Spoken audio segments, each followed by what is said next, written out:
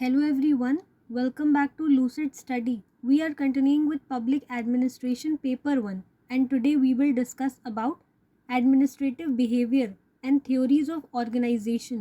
सबसे पहले बात करते हैं कि एडमिनिस्ट्रेटिव बिहेवियर का क्या मतलब होता है। तो ऑर्गेनाइजेशन के अंदर लोग कैसे डिसीजंस लेते हैं, कैसे कम्युनिकेट करते हैं और कैसे एक्ट करते हैं, और यही होता है एडमिनिस्ट्रेटिव बिहेवियर। और इस कॉन्सेप्ट को सिस्टमैटिकली एक्सप्लेन किया था हर्बर्ट ए साइमन ने। साइमन का कोर आइडिया था कि ह्यूमंस परफेक्टली रैशनल नहीं होते, ह्यूमंस बाउंडेड रैशनल होते हैं। अब ये बाउंडेड रैशनैलिटी क्या है? तो ह्यूमंस के पास इंफॉर्मेशन लिमिटेड होती है, उनके पास टाइम लिमिटेड होता है, साथ में ब्रेन की कैपेसिटी भी लिमिटेड होती है, और इसी को बाउंडेड रैशनैलिटी कहते हैं, जिसके बेसिस पर ह्यूमंस डिसीजंस लेते हैं। और इसीलिए लोग बेस्ट डिसीजन नहीं बल्कि सेटिस्फैक्ट्री डिसीजन लेते हैं। For example, district magistrate flood situation में परफेक्ट सोल्यूशन नहीं ढूंढता, जो फास्ट और वर्कबल है वही इम्प्लीमेंट करता है, और यही है रियल एडमिनिस्ट्रेटिव बिहेवियर।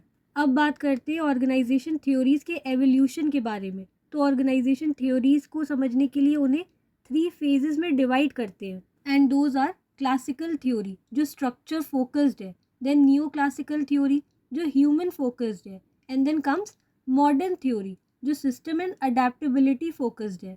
सबसे पहले बात करते हैं क्लासिकल थ्योरीज के बारे में। तो ये ऑर्गेनाइजेशन को मशीन की तरह एफिशिएंट बनाती है। क्लासिकल थ्योरीज में से पहली थ्योरी है साइंटिफिक मैनेजमेंट थ्योरी। इसे फ्रेडरिक विंस्लो टेलर ने डेवलप किया था, और इसमें हर काम को करने का वन बेस्ट वे होता है, मतलब एक परफेक्ट तरीका होता है। और ये इसके कुछ फीचर्स हैं, जैसे टाइम एंड मोशन स्टडीज। काम को छोटे छोटे स्टेप्स में तोड़ के देखा जाता है कि कौन सा स्टेप कितना टाइम ले रहा है, और इसका मकसद वेस्ट टाइम को हटाना होता है ताकि एफिशिएंसी को बढ़ाया जाए, ताकि काम करने का फास्टेस्ट और बेस्ट तरीका ढूंढा जाए। देन स्टैंडर्डाइजेशन, हर काम को सेम मेथड से करना फिक्स कर दिया जाता है, जैसे टूल्स, प्रोसेस, टाइमिंग सब प्री डिफाइंड होते हैं। जब सब लोग एक तरीके से काम करते हैं कंसिस्टेंसी और एफिशिएंसी के साथ, तो उसे स्टैंडर्डाइजेशन कहते हैं। देन डिवीजन ऑफ लेबर, काम को डिफरेंट पार्ट्स में तोड़ के अलग अलग लोगों को असाइन करना। एक आदमी सब नहीं करेगा, सब अपना अपना काम करेंगे, और इससे स्पीड भी बढ़ेगी। फिर इसका एक फीचर है वेज इंसेंटिव्स। ज़्यादा काम या बेटर परफॉर्मेंस से लोगों को ज़्यादा पैसे दिए जाते हैं, जैसे कि बोनस या इंसेंटिव। इसका सरल मतलब है कि अच्छा काम करो और एक्स्ट्रा रिवॉर्ड मिलेगा, और इससे मोटिवेशन भी बढ़ता है। साइंटिफिक मैनेजमेंट का एक एग्जांपल रेलवे वर्कशॉप्स है, जहां हर काम प्री डिफाइंड स्टेप्स में होता है और एफिशिएंसी मैक्सिमाइज होती है।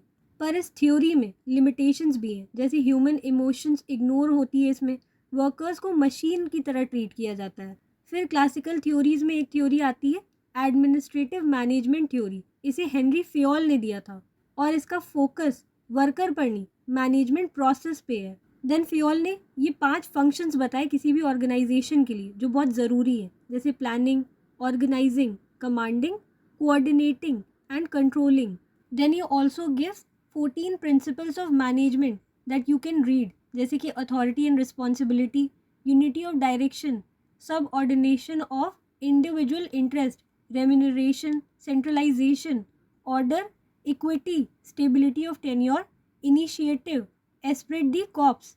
इसमें से कुछ यहाँ पर मैं एक्सप्लेन कर रही हूँ, बाकी के आप अगर जानना चाहते हैं 14 प्रिंसिपल्स को डिटेल में, तो प्रीवियस लेक्चर्स में जाके देखिए, वहाँ पर मैंने इसे बहुत डीपली एंड थरली एक्सप्लेन किया है। And from the 14 principles I will be explaining you 4 of these. पहला यूनिटी ऑफ कमांड, बहुत ही इंपॉर्टेंट। इसका प्रिंसिपल है 1 एम्प्लॉय 1 बॉस। हर एम्प्लॉय को सिर्फ एक सुपीरियर से ऑर्डर मिलना चाहिए। मल्टीपल बॉसेस होने से कन्फ्यूजन होता है। ये क्यों ज़रूरी है? तो इससे क्लियर रिस्पॉन्सिबिलिटी मिलती है, इसमें कोई कॉन्फ्लिक्ट नहीं होता है इंस्ट्रक्शन में, और बेटर अकाउंटेबिलिटी रहती है। जैसे अगर एक क्लर्क को सेक्शन ऑफिसर भी ऑर्डर दे और डेप्यूटी सेक्रेटरी भी ऑर्डर दे, तो क्लर्क कंफ्यूज हो जाएगा कि किसका कौन सा ऑर्डर पहले फॉलो करे, और इसीलिए सिंगल कमांड चेन ज़रूरी है। देन स्केलर चेन, इसका प्रिंसिपल है कि टॉप से बॉटम तक क्लियर चेन ऑफ अथॉरिटी होनी चाहिए, मतलब ऑर्गेनाइजेशन में क्लियर वर्टिकल हायरार्की होती है और कम्युनिकेशन इसी चेन को फॉलो करता है। जैसे क्लर्क सेक्शन ऑफिसर को रिपोर्ट करता है, सेक्शन ऑफिसर अंडर सेक्रेटरी को रिपोर्ट करता है, और अंडर सेक्रेटरी सेक्रेटरी को रिपोर्ट करता है। और ये पूरा एक स्केलर चेन है। इससे ऑर्डर मेंटेन होता है, डिसिप्लिन मेंटेन होता है और अथॉरिटी क्लियर रहती है। और अगर lower officer directly top officer को बाईपास करे तो सिस्टम ब्रेक डाउन हो सकता है और इससे इनडिसिप्लिन क्रिएट हो सकता है। देन डिवीजन ऑफ वर्क, इसका प्रिंसिपल है स्पेशलाइजेशन इंक्रीजेस एफिशिएंसी, मतलब काम को डिफरेंट पार्ट्स में तोड़ दिया जाता है और हर इंसान एक स्पेसिफिक काम करता है, एक पर्टिकुलर काम करता है हर इंसान। इससे एक्सपर्टीज डेवलप होती है, टाइम बचता है और प्रोडक्टिविटी भी बढ़ती है। जैसे सेक्रेटरीट में एक सेक्शन फाइनेंस हैंडल करता है, दूसरा पॉलिसी ड्राफ्टिंग करता है और तीसरा उसे इम्प्लीमेंट करता है। और ऐसे सब अपने डोमेन में एक्सपर्ट हो जाते हैं। देन डिसिप्लिन, इसका प्रिंसिपल है rules plus obedience plus respect, मतलब एम्प्लॉयज़ को जो काम कर रहे हैं उनको रूल्स फॉलो करने होंगे और अथॉरिटी की रिस्पेक्ट भी करनी होगी। इससे स्मूथ फंक्शनिंग होती है कि ऑर्गेनाइजेशन में कोई कियोस पैदा नहीं होता और साथ में ऑर्गेनाइज्ड वर्क कल्चर मेंटेन रहता है। फॉर एग्जांपल सरकारी दफ्तरों में, गवर्नमेंट ऑफिसेस में टाइमिंग फॉलो करना, प्रॉपर फाइल प्रोसीजर फॉलो करना, और ये सब डिसिप्लिन का पार्ट है। Then there is bureaucratic theory, जिसे मार्क्स वेबर ने दिया था। इसके कोर फीचर्स हैं fixed hierarchy, rule based system, impersonality and merit based recruitment. और इसका बेस्ट एग्जाम्पल यूपीएससी सिस्टम है, जिसमें एग्जाम्स होते हैं, मेरिट के बेसिस पे उनको सिलेक्शन मिलता है और ये प्योर वेबेरियन मॉडल है। इससे predictability, stability and accountability maintain होती है। पर इसके कुछ क्रिटिसिज्म भी है, जैसे red tapism, extra file work और डिले एंड रिजिडिटी।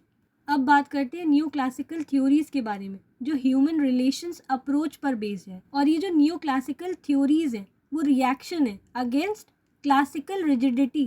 पहली है ह्यूमन रिलेशंस थ्योरी, जिसे एल्टन मियो ने लीड किया। और एल्टन मियो ने हॉथॉर्न एक्सपेरिमेंट कंडक्ट किया, जिसमें उन्होंने ये साबित किया कि productivity depends on social and psychological factors. How people think at the work place can trigger their working efficiency. ये कुछ इसके की पॉइंट्स हैं, जैसे इनफॉर्मल ग्रुप्स इंपॉर्टेंट होते हैं, मोटिवेशन सिर्फ पैसे से नहीं होती और रिकॉग्निशन मैटर करता है। जैसे कोविड के टाइम पर डॉक्टर्स को अप्रिसिएशन मिला, जिससे उनकी परफॉर्मेंस इंप्रूव हुई थी। दूसरी थ्योरी है बिहेवियरल अप्रोच, और ये हर्बर्ट ए साइमन से जुड़ी हुई है। इसका कोर फोकस डिसीजन मेकिंग है और की कॉन्सेप्ट्स है बाउंडेड रैशनैलिटी, सैटिस्फाइसिंग इंक्रीमेंटल डिसीजंस। जैसे गवर्नमेंट अनएम्प्लॉयमेंट रिड्यूस करना चाहती है यूनिवर्सल बेसिक इनकम के through, skill development and MSME support के थ्रू। पर सरकार सब कुछ नहीं चुन सकती, इसलिए उसे फीजिबल ऑप्शन चूज करना होता है। Now let's talk about modern theories, जो डायनामिक प्लस अडेप्टिव अप्रोच है और ये ऑर्गेनाइजेशन को लिविंग सिस्टम मानती है। पहली है सिस्टम्स थ्योरी। इसका कोर आइडिया कि ऑर्गेनाइजेशन एक सिस्टम है जिसमें मल्टीपल पार्ट्स इंटरकनेक्टेड है। इसको फ्लो में समझते हैं। पहला है इनपुट, जो रिसोर्सेज सिस्टम में एंटर करते हैं, like money, raw materials, data, information या human resources. So public distribution system में फूड ग्रेन्स इनपुट है। देन देयर इज प्रोसेस, के अंदर क्या होता है, इनपुट को कन्वर्ट किया जाता है थ्रू सम एक्टिविटी, जिसमें प्लानिंग, ऑर्गेनाइजिंग एंड इम्प्लीमेंटेशन होता है। इसमें फूड ग्रेन्स को स्टोर किया जाता है, ट्रांसपोर्ट किया जाता है या फिर मैनेज किया जाता है। फिर प्रोसेस के बाद जो फाइनल रिजल्ट मिलता है उसे आउटपुट कहते हैं।